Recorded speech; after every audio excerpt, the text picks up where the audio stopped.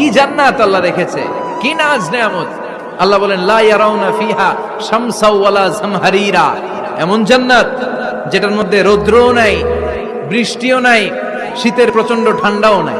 কেমন হবে রে জান্নাতটা ভাই, কত সুন্দর হবে।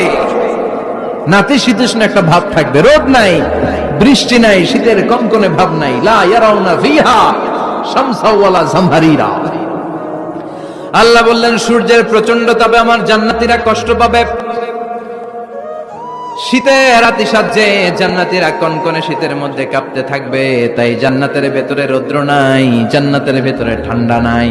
লা ইয়ারাউনা ফিহা শামসাও ওয়ালা জামহারিরা, গরমও নয় ঠান্ডাও নয়, এরকম নাতিশীতোষ্ণ পরিবেশের মধ্যে জান্নাতীদেরকে রাখবে কে? কি জান্নাত আল্লাহ রেখেছে, কি নাজ নেয়ামত।